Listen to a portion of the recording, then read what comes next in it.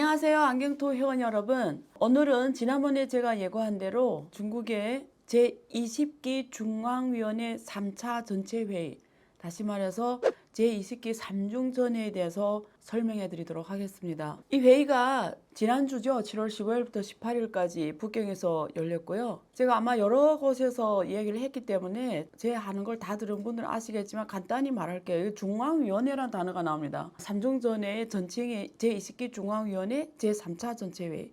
중앙위원회라는 게 뭐냐? 쉽게 말하면 중국의 최고 영도기관이에요. 한국은 야당, 여당이 있잖아요. 국회가 있는 거죠. 근데 중국 대표대회라고 있어요. 근데 이거는 그게 아니고 공산당 조직의 회의예요. 집권당이죠. 유일한 집권당. 공산당 조직의 회의인데 공산당이 최고 영도기구가 중앙위원회예요. 정식 위원이 199명. 이번에 참여한 정식 위원이 199명. 후보위원이 165명 정도 돼서 300명이 안 되는 이 사람들이 중국의 공산당에서 최고 영도 위원들이라고 보시면 돼요. 근데 1년에 한 번씩 만나서 중앙위원회 전체 회의를 해요. 모든 위원들과 회의를 해요. 이런 회의가 1년에 한 번씩 열려서 보통은 공산당 전국 대표대회는 5년에 한 번씩 열려서 거기서 공산당 당서기를 선출하거든요. 시진핑 주석이 지난 2022년 제20대 중국 공산당 전국 대표대회에서 공산당 총서기로 재당선이 됐고, 그리고 지금 한 번 5년 열리면 그 사이에 1차 전체회의, 2차 전체회의, 3차 전체회의, 4차, 5차, 6차, 7차까지 전체회의가 열리는데 1기와 2기는 쉽게 말하면 사람, 영도기구를 계획하고 사람을 바꾸는 과정을 하다 보니까 주로 3차부터 진짜 일하는 회의를 하는 거예요. 그래서 3차에서는 경제 방향을 제시합니다. 당의 5년 동안 전체 경제 방향을 어떻게 끌고 갔다, 장기적으로 어떻게 끌고 가겠다. 공산당의 경제 정책 방향을 3차 전체회의, 3중전이라고 할게요. 3중전에서 발표가 되는데 그게 이번입니다. 그리고 4차, 5차 이렇게 열려요. 6차. 4차, 5차는 뭐 당의 법치 건설 같은 법적인 그리고 뭐 기타 등등 문제를 다루는 거고요. 주로 3중전회가 경제 문제를 다루기 때문에 중국의 단기, 중기, 장기 경제 방향을 읽을 수 있는 가장 중요한 회의입니다. 그래서 전 세계가 주목하고 있고요. 올해 열리는 이 20기 3중전회는 특히 중요합니다. 왜냐면 미국하고 중국이 과거 글로벌 공급망 속에서 하나로 돌아가던 데서 이제는 미국 등 서방 국가들이 중국에 대한 디리스킹, 디커플링 이런 추세가 가속화한 글로벌 환경에서 열렸고, 대내적으로도 여러 가지 지방채 문제, 지방정부의 부채 문제, 부동산 경제 위기 문제, 중국의 소비가 살아나지 않는 이런 중대한 문제가 엮인 상황에서 대내적인 경제적 문제, 대외적인 글로벌 경제 환경의 악화 등등이 섞이면서 앞으로 중국이란 나라를 공산당 집권당이 어떻게 끌어갈까, 지금 부닥치는 모든 심각한 경제 문제에 대해서 해결 방안이 있냐라는 것들이 이번 3중전회에서 흐름을 찾을 수 있지 않을까 해서 전 세계가 주목하는 겁니다. 이 3중전회를 저는 어떻게 보냐면 시진핑 주석이 2012년부터 지금까지 1기, 2기, 지금 3기거든요. 지금 세 번째인데요. 어쩌면 시진핑 인생에서 시진핑이 국가 주석으로서, 시진핑이 중국 공산당 서기로서, 중국 군사위원회 주석으로서 중국의 가장 중요한 권한을 한 몸에 안고 있는 사람으로서, 중국 국민들이 운명을 결정하는 자리에 있는 사람으로서 위대한 공산당 서기가 되냐 혹은 주석이 되냐, 아니면 중국이라는 나라를 이제는 지금 미국 GDP의 80까지 갔다가 지금 떨어졌어요. 뭐 환율 문제도 있고 해서 70 아래로 떨어지고 있거든요. 아니면 이제 멕시코처럼 중진국 함정에 빠진 것처럼 더는 성장이 잃어버린 일본 30년처럼 중국도 이제는 피크 차이나를 하고 떨어지는 일만 남았냐. 전 세계가 주목하고 중국 국민을 주목하고 특히 한국은 더 주목하겠죠. 옆에 나라고 무역 관계도 크니까요. 그래서 3중전회를 중장기적으로 봤을 때도 중대한 회의인데, 이번에 나온 보고서를 보면은 놀랍게도 별로 내용이 너무 밋밋했다. 특히 외국 사람 보기에는 곤혹스럽고요. 한국어로 번역해도 영어로 번역해도 말들이 굉장히 중국적인 단어를 많이 있고 번역하기도 어렵지만 번역해 봐도 별로 내용이 없어 보여요. 그래서 제가 그대로 중국식 표현을 써버리면 예를 들면 뭐 어휘일체, 뭐 경제, 정치, 문화, 사회, 생태, 무역, 건설 어휘일체를 추진하는 한편 내게 전면적인 쇼캉, 사회 건설, 전면적인 개혁심화, 전면적인 의법치고, 전면적인 종엄친당 이런 단어는 이해를 하기 힘들 겁니다. 그리고 계속 온중구진, 원중초진, 안정성 발전을 추구한다. 앞에 서두에는 복잡한 국제 환경과 험난한 국내 개혁 발전 과정의 직면에 복잡한 국제 환경, 제가 뭔지 앞에서 말씀드렸죠. 험난한 국내 개혁 발전 과제, 요거 오늘 제가 설명드릴게요. 그래서 직면해서 먼저 환경을 말한 거죠. 새로운 발전 이념을 관철하고 아까 온중구진 기조를 유지하며 어휘일체, 내개 전면으로 나간다. 이게 듣기만 해도 지금 뭔지 모르겠죠. 조금 더 쉬운 단어로 가지고 키워드를 말씀드리면 일단 중국식 현대화를 추진하겠다. 이번에 심의 통과됐다. 그래서 여기에서 강화하는 건 시스템 개념입니다. 체계적인 개혁을 위한 시스템 마련. 여기 지금 강조가 되고 있어요. 중국식 현대화에. 두 번째는 재미있는 시점이 나옵니다. 2035년에 고품질 사회주의 시장경제 시스템의 전면적인 달성하겠다는 거예요. 이것도 중국식 표현이죠. 무슨 말인지 모르겠죠. 쉽게 말하면 2030년에 미국, 영국, 이런 서방국가 버금가는 선진국가가 되겠다라는 겁니다. 인류의 국가가. 2035년. 지금 다 10년이 좀 남았습니다. 그리고 그 전에 2029년은 중국 공산당 80주년입니다. 80주년에 이 회의의 개혁 임무를 완성하겠다. 도대체 무슨 개혁인가 모르겠어요. 어쨌든 이번 회의에서 제기한 개혁 임무를 2029년에 달성하는 걸로 돼 있어요. 이거는 중기 목표라고 할 수가 있겠죠. 지금 한 5년이 남았습니다. 세 번째는 새로운 질적 생산력. 그러니까 중국식 현대화의 고품질 중국식 현대화의 달성의 첫 번째 임무가 중국 특색에 맞는 새로운 질적 생산력을 촉진하고 공급 측 개혁을 하고 기술 혁신하고 도농 융합 발전, 농촌과 도시의 융합 발전, 실물 경제와 디지털 경제의 융합, 서비스업 고도화, 현대 인프라 군축, 공급망 고도화와 안정 추구, 이런 표현을 썼어요. 새로운 질적 생산력 촉진, 공급측 개혁했다, 기술 혁신하겠다. 그 다음에 연간 성장률 의무를 강력한 이주로 완수하겠다. 이거는 처음으로, 왜냐면 삼중전예가 단기 임무를 말하는 데 아니고요, 중장기 임무를 제시하는 곳인데 갑자기 올해 연간 성장률 목표를 달성하겠다고 강력한 이주로 완수하겠다는 단어를 넣습니다. 이거는 조금 의례적이에요. 무슨 말이냐면 올해 죽어도 5%를 하겠다라는 거예요. 3월에 제시한 올해 경제성장 목표 5%잖아요. 근데 이게 삼중전에 들어갈 정도로 연간 성장률 목표를 5%로 완수하겠다고 하는 의지를 지금 여기에 나타냈습니다. 그리고 여기에 또 나온 게 15차 5개년 계획 준비를 하자. 준비 과정에 착수하겠다. 14차 5개년 계획, 지금 5개년 계획을 계속 실시해 갑니다. 2020년부터 25년, 그 다음에 또 26년부터 30년이 15차 5개년 계획이거든요. 그래서 25년부터 30년까지 또 뭐 하겠다라는 계획을 이제 하자. 이런 계획을 만드는 과정을 준비하자라는 게 들어가 있고, 거시정책 관리 시스템의 개선을 하겠다. 이게 전면적인 세제 계획을 말하고 있고, 재무세제 계획을 말하고 있습니다. 금융 시스템의 계획을 추진하겠다. 지역협력 발전 시스템을 새롭게 지역협력 발전 새로운 기구를 만들겠다. 그리고 부동산 리스크와 지방 채무 적극적인 완총. 그러니까 부동산 리스크와 지방 채무를 적극적으로 연착륙시키겠다는 거예요. 중소형 금융기관 리스크 등 중대한 리스크를 방지하는 다양한 조치를 시행한다. 이렇게 모든 표현이 하겠다. 표현들이 다 그냥 일반적인 표현이에요. 도대체 어떻게 하지? How?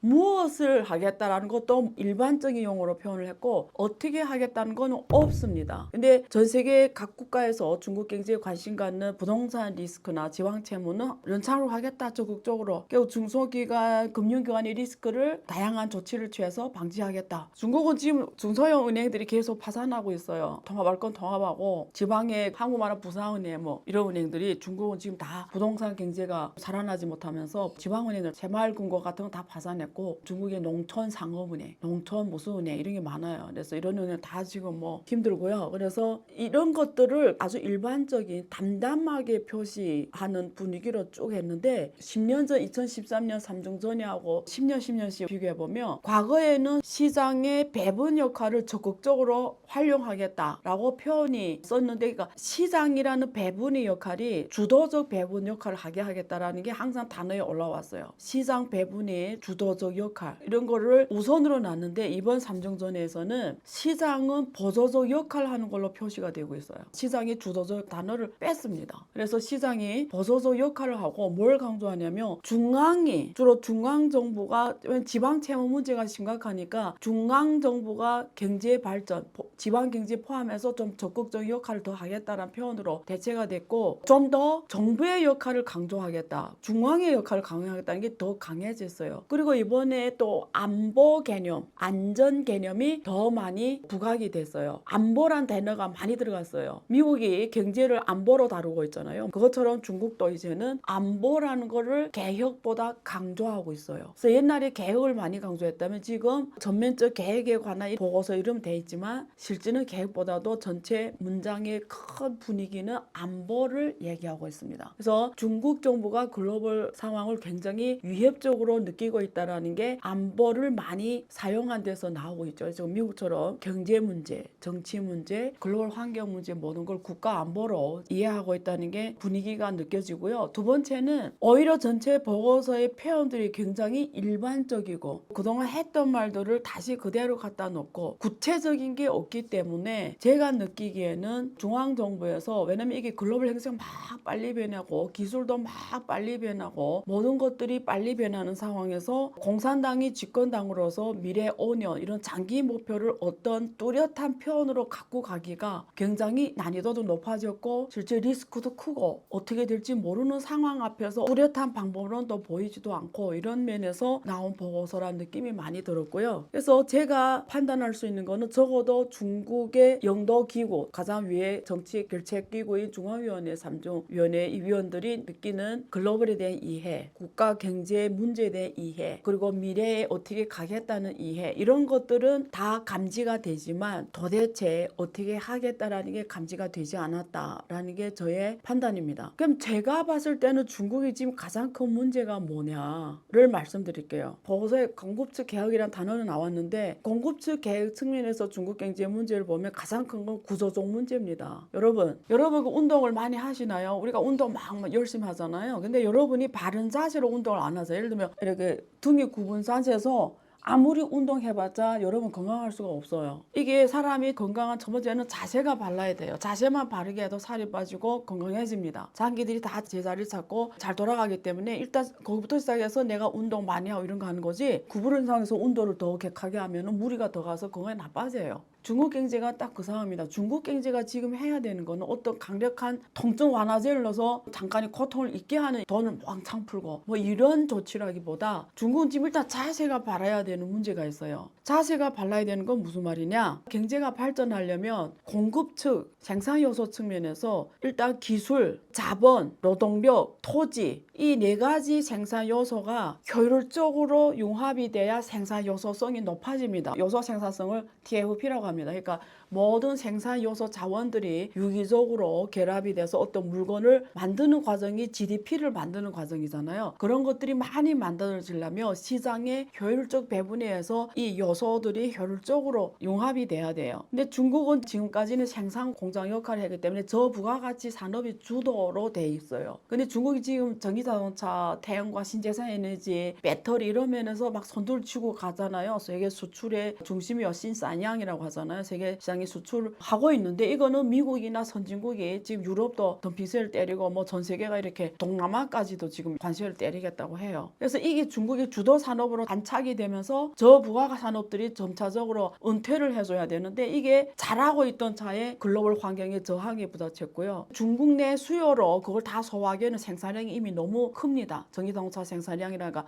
중국 국내 수요를 하기에는 과잉 생산이에요. 그래서 해외 수출이 돼야 그런 것들이 원활하게 그 산업 기업이 성장하면서 중국이 그게 주도 산업으로 성장하는데 그게 지금 막혔다는 거예요. 어쨌든 기술 혁신으로 새로운 부가가치 산업으로 가야 되는 거예요. 월급을 많이 줄 수 있는 산업이 주도로 가야 되는데 해외 글로벌 환경이 악화됐다는 거예요. 중국 순수하게 자기 힘으로 이제는 원천 기술부터 해야 되는 거예요. 그걸 신질 생산력으로 이번에 표현을 했다고 보시면 됩니다. 성공할 수 있냐? 예를 들면 반도체를 성공할 수 있냐는 별도의 시간을 가지고 토론하겠습니다. 일단은 기술 혁신 문제가 있고요. 지금 총요소 생산성이 과거에 이 2에서 지금 0.5%까지 떨어진 상황입니다. 그러니까 GDP나 이런 것들이 돌아가는 게 속도가 떨어지고 있죠. 2분기에 4.7% 예상치보다 낮습니다. 두 번째는 자본 배분의 효율성 문제가 있는데요. 여기에는 금리가 있어요. 그리고 대외 가격으로는 환율이 있어요. 돈의 대외 가격은 환율이고 대내 가격은 금리입니다. 이게 다 시장화가 됐다고 보기 힘들어요. 왜냐하면 국유기업의 대출금리나 이런 것들이 시장금리가 아니거든요. 환율도 중국에서 외환을 관리해요. 마음대로 달러를 대환을 안 시켜요. 대환을 못합니다. 그래서 환율도 개방된 가격이 아니에요. 그러니까 이게 자본이 시장 가격이 아니기 때문에 시장에 의한 효율적 배분이 안 된다고 보시면 돼요. 자,